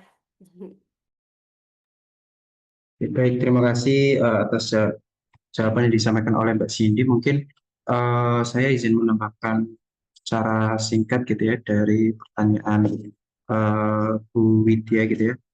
Dan bagaimana kita bisa mengintegrasikan strategi manajemen risiko ini sejak tahap perencanaan gitu ya, bukan hanya saat risiko muncul. Nah, seperti yang saya sampaikan sebelumnya, Bapak Ibu, jadi memang selain kita merumuskan atau selain kita melakukan penyusunan strategi dalam mungkin itu tahunan ataupun dalam jangka panjang gitu ya, Bapak Ibu semua, kita juga perlu identifikasi potensi risiko yang terjadi seperti apa. Jika Bapak Ibu cukup kesulitan gitu ya, Bapak Ibu dapat menggunakan fault tree analysis atau mungkin event tree analysis, di mana misalkan di bagian atas gitu ya, Bapak Ibu semua itu terkait strateginya. Kemudian dia akan bercabang, entah itu 1, 2, 3, 4, itu adalah potensi risiko yang timbul, gitu ya Bapak Ibu semua. Jadi nanti dari masing-masing potensi risiko yang timbul, itu akan ditentukan penyebabnya apa. Nah, bisa jadi dalam satu potensi risiko, itu terjadi 1, 2, 3, atau bahkan 4 penyebab. Nah, nanti dari masing-masing penyebab itu, kita tentukan key risk indikatornya apa. Jadi akan lebih spesifik lagi. Nah, oleh karena itu, kita juga perlu mengidentifikasi risiko sesuai dengan perencanaan yang akan kita lakukan. Nah, jika nanti memang akan ada risiko lain yang muncul yang tidak selaras gitu ya, tidak relevan dengan hal yang kita analisis, kita akan jadikan note gitu ya Bapak Ibu. Yang mana itu kita bisa jadikan note untuk kita jadikan dasar atau pandu pedoman dalam kita menyusun risiko, identifikasi risiko di tahun berikutnya atau di analisis berikutnya. Sehingga nantinya risiko-risiko yang memang terjadi di perusahaan itu semuanya telah tercapture. Kurang lebih seperti itu. Baik, terima kasih jawabannya dari Bu Cindy dan Pak Deva. Dari Bu Widya mungkin ada tanggapan atau mungkin sudah cukup? Ya, baik, terima kasih Bu Widya. Baik, Bapak Ibu, kita bergeser ke pertanyaan berikutnya. Ini dari Bu Atika Dwi ya. Izin bertanya, bagaimana idealnya perusahaan memposisikan manajemen risiko dalam penyusunan RJBP? Apakah risiko harus dimasukkan sejak awal dalam formulasi strategi atau cukup sebagai mekanisme kontrol setelah strategi dirancang? Nah, ini mungkin tadi sudah sedikit disinggung ya oleh Bu Cindy. Mungkin dari Bu Cindy atau Pak Deva ada yang mau menambahkan lagi? Silakan.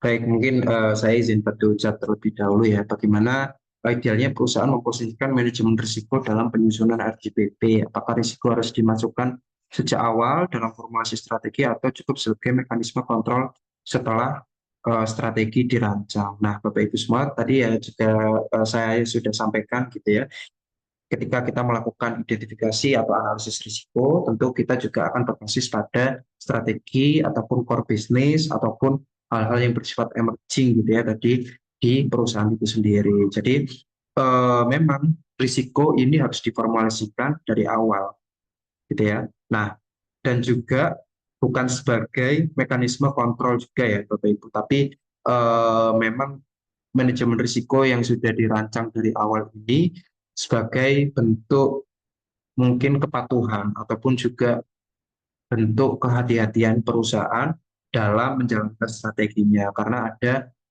risiko-risiko yang nantinya muncul jika strategi tersebut akan dilakukan. Kurang lebih seperti itu.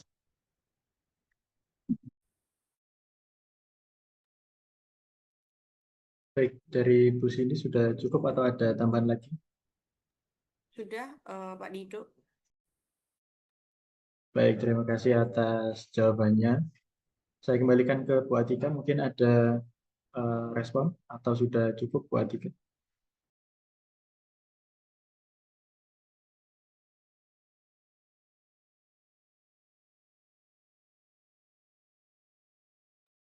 Ya, mungkin sudah cukup ya. Ya, baik, terima kasih Bu Atika. Kita geser lagi ke pertanyaan berikutnya ya. Ini ada pertanyaan dari Bapak Tom ya. Tanya sedikit, untuk audit internal berbasis risiko, jika dihubungkan dengan materi hari ini, bagaimana praktisnya untuk audit internal berbasis risiko? Terima kasih. Nah, baik, dari Bu Cindy atau Pak Deva, saya persilakan. Ya, mungkin izin dari saya terlebih dahulu gitu ya, nanti akan ditambahkan oleh Bu Cindy. Terima kasih Pak Tom atas pertanyaannya gitu ya.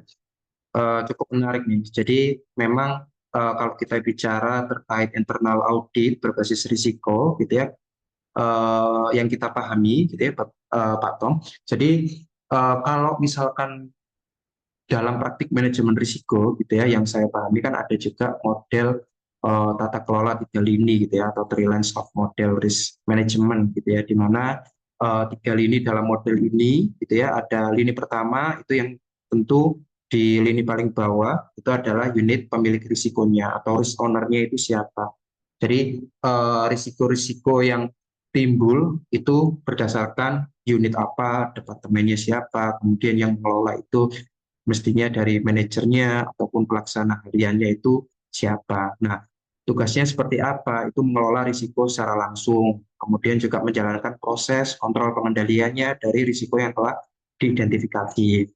Kemudian ada juga di lini kedua, gitu ya, di satu tingkat di atasnya lini pertama. Itu terkait fungsi pengawasan, manajemen risiko, dan kepatuhan. Itu biasanya akan dilakukan oleh unit risk management atau manajemen risiko yang ada di perusahaan, atau mungkin ada compliance kalau misalkan tidak ada unit manajemen risiko, atau mungkin bisa masuk ke corporate strategi dan lain sebagainya gitu ya, yang unit-unit yang memang menjalankan tugas sebagai fungsi pengawasan risiko dan kepatuhan. Nah, biasanya di lini kedua ini akan fokus lebih ke membuat kebijakan, pedoman, dan metodologi bagaimana kita bisa mengidentifikasi risiko di masing-masing unit tadi. Gitu ya. Nah, nantinya akan disosialisasikan ke masing-masing departemen atau masing-masing unit. Dan kemudian dari fungsi manajemen risiko ini juga akan mengevaluasi apakah analisis ataupun identifikasi dari masing-masing unit ini, begitupun juga serta mitigasinya itu telah sesuai dengan prosedur ataupun sesuai dengan standar gitu ya. Jika tidak maka akan dikonsolidasikan ulang. Nah, yang terakhir di lini ketiga itu ada terkait audit internal. Nah, dari audit internal ini tujuannya adalah sepemahaman saya itu terkait evaluasi efektivitas dari sisi pengendalian, gitu ya, ataupun sisi mitigasi dari manajemen risikonya. Biasanya berdasarkan prioritas ataupun top risk-nya, gitu ya, yang menjadi highlight utama daripada fungsi audit internal dalam memantau atau melihat efektivitas pengendalian daripada manajemen risiko yang dilakukan oleh masing-masing unit. Kurang lebih seperti itu. Mungkin ada tambahan dari Bu Cindy. Iya, baik. Mungkin sudah cukup komprehensif ya tadi dari Pak Deva. Jadi intinya kalau dalam audit internal ini itu fungsinya mereka itu untuk apa namanya, bukan hanya sebagai alat pengawasan ya, tapi dia berusaha untuk supaya strategi kita tetap on track gitu, tetap berjalan sesuai yang udah direncanakan gitu, dengan kita melihat batasan-batasan resiko yang apa namanya, kita identifikasi itu apakah seperti apa gitu. Jadi audit internal berbasis resiko itu cukup penting ya. Dalam artian di sini kita akan memastikan bahwa yang paling resiko itu mana nih gitu, supaya kita tetap kita kontrol, kita paling jaga sebagai yang dijelaskan Pak Deva tadi, tetap menjadi stop risk kita jaga, dan supaya di mana strategi yang udah kita susun, udah kita rencanakan itu tetap on track gitu. Nah, dari situ mungkin dari tim audit itu akan ketika melakukan tugasnya itu mereka bisa melakukan apa, tindakan lebih cepat gitu. Mereka mungkin memberikan peringatan dini ataupun lain sebagainya gitu. Nah, itu menjadi sebuah dalam prakteknya mungkin menjadi peran penting ya gitu, ketika kita untuk tetap menjalankan strategi kita tetap on track di sesuai dengan apa namanya, perencanaan yang udah kita buat gitu. Seperti itu. Saya kembalikan mungkin ke Pak Rido. Ya, baik. Terima kasih Pak Deva dan Bu Cindy. Ya. Dari Pak Tom, mungkin ada tanggapan lagi, Pak? Atau sudah cukup? Eh, Sebenarnya gini Pak, aku nanya sedikit, kalau misalnya kita mungkin lagi belum auditnya belum berbasis risiko gitu Pak, mungkin ada saran Pak untuk gimana kita ke depannya tuh kalau audit internal itu harus berbasis risiko itu seperti apa Pak ya? Itu aja sih Pak.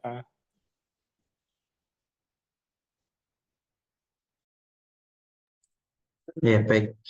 Izin ya, Pak.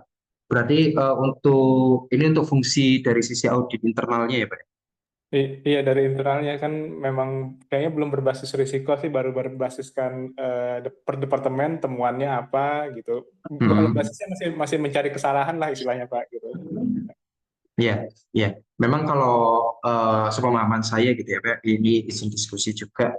Jadi kalau misalkan kita merujuk gitu ya ke praktik manajemen risiko ataupun bahkan dari yang tadi saya sebutkan terkait three lines of model atau tata kelola 3 lini, fungsi daripada audit internal ini itu memang kan fokusnya ke pengendalian gitu ya, atau kita menilai efektivitas daripada manajemen risiko yang sudah diidentifikasi oleh masing-masing departemen tadi seperti apa, seperti yang disampaikan sama Bapak. Mungkin ada beberapa fungsi lain, misalkan Bapak bisa melakukan apa ya, mungkin terkait penyusunan kebijakan ataupun SOP ketika melakukan audit internal di masing-masing departemen risiko. Kemudian juga mungkin bisa fokus juga tadi ya apa yang sudah saya sampaikan, misalkan menguji juga bagaimana efektivitas pengendalian yang dilakukan oleh masing-masing departemen. Kurang lebih seperti itu sih Pak. Baik, baik Pak. Terima kasih banyak. By the way, materinya apakah dibagikan atau gimana Pak ya? Iya. Ya, mohon izin Pak Tom, untuk materinya nanti kita akan share di YouTube KMMD begitu Pak. Jadi nanti mungkin dari peserta ingin recall materi gitu ya, bisa mengunjungi website atau YouTube KMMD gitu. Oke, baik, baik. Terima kasih banyak Pak atas Ya, baik, terima kasih juga Pak Tom. Ya, mohon izin Bapak Ibu karena keterbatasan waktu ya. Jadi pertanyaan dari Pak Tom tadi mengakhiri sesi Q&A pada webinar kali ini. Sebelum kita akhiri, mungkin mohon izin bagi Bapak Ibu bisa menyalakan kamera ya. Kita akan sesi foto bersama. Ya, baik. Sambil saya tunggu, saya ingatkan Bapak Ibu untuk mengisi link absensi ya yang sudah di-share oleh tim di chat Zoom, karena nanti sertifikat akan dibagikan melalui WhatsApp group yang telah di-share oleh tim.